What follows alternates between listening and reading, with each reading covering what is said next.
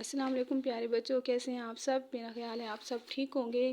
آج کا ہمارا مضمون ہے کاروان اردو برائے جماعت سوم۔ سبق ہے ہمارا بہادری۔ سب سے پہلے ہم اس کی پڑھائی سٹارٹ کرتے ہیں۔ نئے الفاظ کے معنی: نذرانہ، وہ چیز یا تحفہ یا ہدیہ جو کسی کے لیے پیش کیا جائے۔ شوق شہادت، وطن کی خاطر زندگی قربان کر دینے کی تمنا۔ اب ہم اس کی پڑھائی شروع کرتے ہیں۔ میجر راجہ عزیز بھٹی کا تعلق پنجاب کے گاؤں لادیاں، ضلع گجرات سے تھا۔ جی ہاں، آپ نے یہ تصویر دیکھی ہوگی، یہ میجر راجہ عزیز بھٹی شہید کی تصویر ہے۔ ان کے بارے میں ہم پڑھیں گے اس سبق میں کہ کس طرح سے انہوں نے اپنے وطن کی خاطر اپنی زندگی قربان کی اور کس طرح سے ڈٹ کر دشمنوں کا مقابلہ کیا۔ ان کی ولادت 1928 کو ہانگ کانگ میں ہوئی، کیونکہ ان دنوں ان کے والد ہانگ کانگ میں رہتے تھے۔ پاکستان بننے کے بعد راجہ صاحب اپنے وطن آ گئے۔ راجہ صاحب بچپن سے ہی بہت نیک اور نماز کے پابند تھے۔ وہ بہت بہادر اور ذہین تھے۔ 1948 میں پاک فوج میں شامل ہوئے اور ترقی کرتے کرتے میجر بن گئے۔ 6 ستمبر 1965 کو جب بھارت نے پاکستان پر حملہ کیا تو میجر راجہ عزیز بھٹی BRB نہر کے دوسرے کنارے پر تھے، لیکن انہوں نے اپنی فوجی دستے کے ساتھ آگے بڑھنے کا فیصلہ کیا۔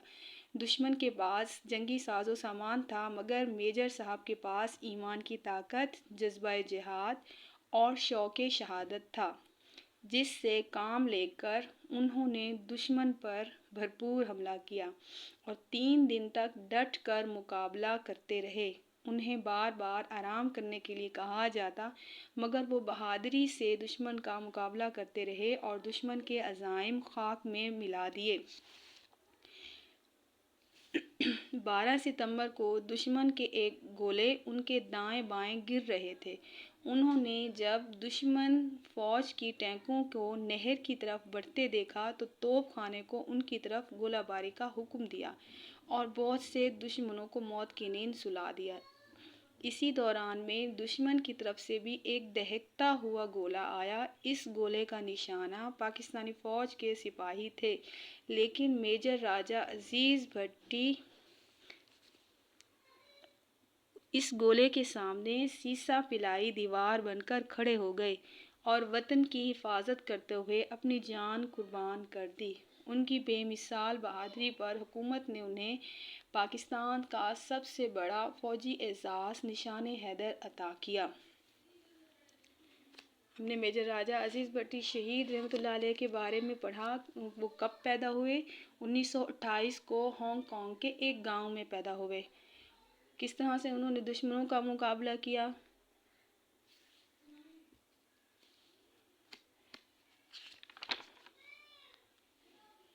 سرگرمیاں: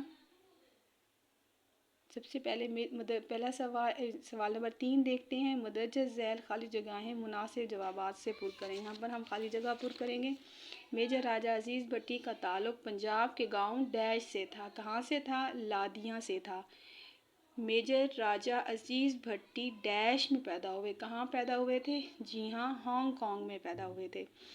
میجر راجہ عزیز بھٹی سن ڈیش میں فوج میں شامل ہوئے۔ کون سے سن میں؟ سن 1928 میں۔ 1965 کی جنگ میں میجر راجہ عزیز بھٹی ڈیش کے محاذ پر اپنی ذمہ داریاں انجام دے رہے تھے۔ BRB کے محاذ پر اپنی ذمہ داریاں انجام دے رہے تھے۔ میجر راجہ عزیز بھٹی کو ڈیش عطا کیا گیا، نشان حیدر عطا کیا گیا۔ سوالوں کے جواب لکھیے کہ پہلا سوال ہے، میجر راجہ عزیز بھٹی میں کون کون سی خوبیاں موجود تھیں؟ جی ہاں، پیج نمبر 19 کے اوپر یہاں ہم نے ابھی پڑھا کہ میجر صاحب کے پاس ایمان کی طاقت، جذبہ جہاد اور شوق شہادت تھا۔ سوال نمبر 2 ہے، میجر راجہ عزیز بھٹی نے دشمن کے حملے کو کیسے ناکام بنا دیا؟ جی ہاں، یہاں اس صفحے کے اوپر یہاں یہ موجود ہیں سوال نمبر 2 دو ہے جس سے کام انہوں نے دشمن پر بھرپور حملہ کیا اور 3 دن تک ڈٹ کر مقابلہ کرتے رہے بک کے اوپر۔ اور سوال نمبر جیم ہے کہ میجر راجہ عزیز بھٹی کیسے شہید ہوئے، یہ بھی اسی صفحے پر سوال کا جواب ہے کہ میجر راجہ عزیز بھٹی شہید وطن کی حفاظت کرتے ہوئے انہوں نے اپنی جان قربان کی۔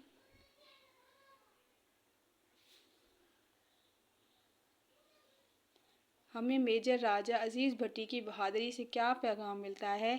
ہمیں ان کی بہادری سے اپنے وطن کی حفاظت کرنی چاہیے، یہ پیغام ملتا ہے۔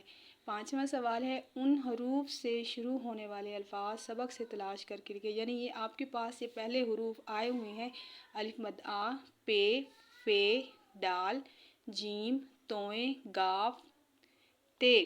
ان سے آپ نے جو انہی الفاظ سے شروع ہونے والے سبق سے الفاظ ڈھونڈ کر آپ نے یہاں لکھنے ہیں۔ الف مد آ عربی، پے سے پاس، فے سے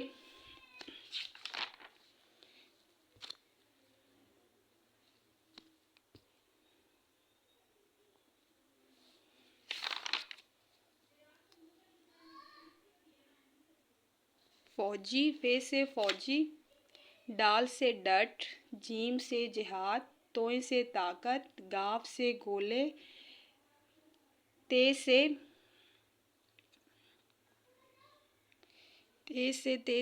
سبق میں ڈھونڈنا ہے تمنا، تے سے تمنا، نون سے نماز، ہے سے حفاظت، شین سے شوق، سین سے ساتھ۔ سوال نمبر 6 آپ کے پاس میجر راجہ عزیز بھٹی کی زندگی سے حاصل ہونے والے پیغام پر آپ کس طرح عمل کر سکتے ہیں؟ آپس میں تبادلہ، یعنی آپ نے گھر میں سبق آپ نے ابھی بھی پڑھا ہے، گھر میں جب آپ پڑھیں گے تو اب آپ آپس میں اپنی امی سے، اپنے بھائی سے، اپنی دوست سے آپ نے ڈسکس کرنا ہے کہ انہوں نے کس طرح سے ان کی زندگی سے ہمیں کون سا پیغام حاصل ہوتا ہے اور ہم کس طرح سے کر سکتے ہیں۔ اگلا سوال ہے آپ کے پاس کہ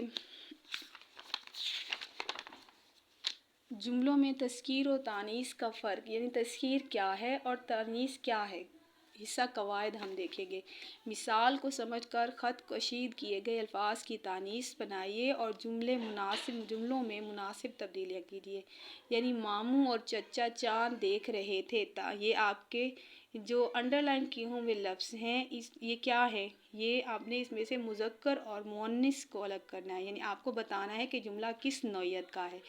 مذکر اور مؤنث، مذکر ماموں اور چچا یہ مذکر ہیں، اس کو آپ نے اس سے پتہ چل جائے گا آپ کو کہ یہ مذکر ہیں۔ مومانی اور چچی چاند دیکھ رہی تھی، تو مومانی اور چچی آپ کے پاس مؤنث ہیں۔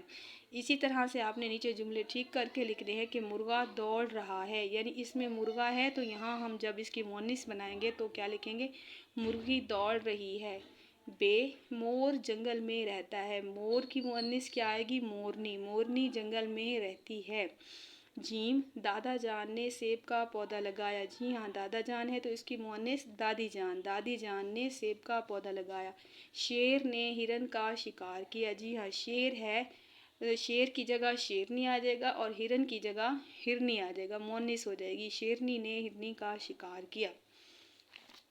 یہاں تک آپ نے کرنا ہے، اپنا بہت سارا خیال رکھنا ہے، پڑھائی بھی کرنی ہے، سارے سوال جواب یاد بھی کرنے ہیں۔